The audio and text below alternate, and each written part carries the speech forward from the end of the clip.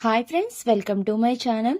ఆదికేశవులు గారి ఇంటికి అయితే శరణ్య, దర్శన్ ఇద్దరు అయితే కలిసి వెళ్తారు. ఇక ఆదికేశవులు గారు అయితే లోపలికి ఆహ్వానించి కూర్చోమని చెప్తారు. ఇక అప్పుడు శరణ్య ఇలా అంటూ ఉంటుంది, మీరు మా కోసం ఒక అందమైన చీర నేసి ఇవ్వాలండి, మా మాట కాదనరు అని ఎంతో ఆశగా వచ్చాం అని అయితే శరణ్య అంటూ ఉంటుంది. ఇక అప్పుడు దర్శన్ ఇలా అంటూ ఉంటాడు, మీరు నేసే ప్రతి నూలిపోగు ప్రాణం పోసిన ఒక చీరలాగా ఎంతో అందంగా ఉంటుంది అని ఈ మధ్యనే మేము తెలుసుకున్నాం. అందుకే మీకోసం వెతుక్కుంటూ ఇక్కడి వరకు వచ్చాం అని అయితే దర్శన్ అంటూ ఉంటాడు. ఇక అప్పుడు ఆదికేశవులు ఇలా అంటూ ఉంటాడు, నేను సుమారు నా వృత్తిని విడిచిపెట్టి 2 సంవత్సరాలు అవుతుంది. ఇప్పుడు మీకు కావాలి అని చీరను నేసి ఇవ్వడం చాలా కష్టం అండి.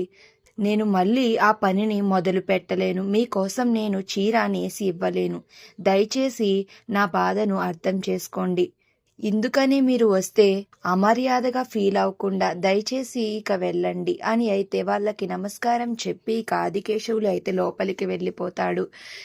ఇక శరణ్య, దర్శన్ నచ్చ చెప్పాలని చూసినా గాని ఇక వినరు. దాంతో ఇంటి నుంచి అయితే బయటికి వచ్చేసి ఇక శరణ్య, దర్శన్ ఇలా అనుకుంటూ ఉంటారు, ఆయన వాలకం చూస్తే ఆయన కాళ్ళు పట్టుకున్నా సరే అతను మనకి చీరను నేసిచ్చేలా లేరు. ఇప్పుడు ఎలా ఆ కాంపిటీషన్లో మనం ఎలా నెగ్గుతాం? అమ్మకి ఇప్పుడు ఏమని చెప్పాలో నాకు అస్సలు అర్థం కావడం లేదు అని దర్శన్ అయితే శరణ్యతో అంటూ ఉంటాడు. ఇక అప్పుడు శరణ్య, ఏదో కారణం వల్ల ఈయన చీరలు నేయడం మానేశారనిపిస్తుంది.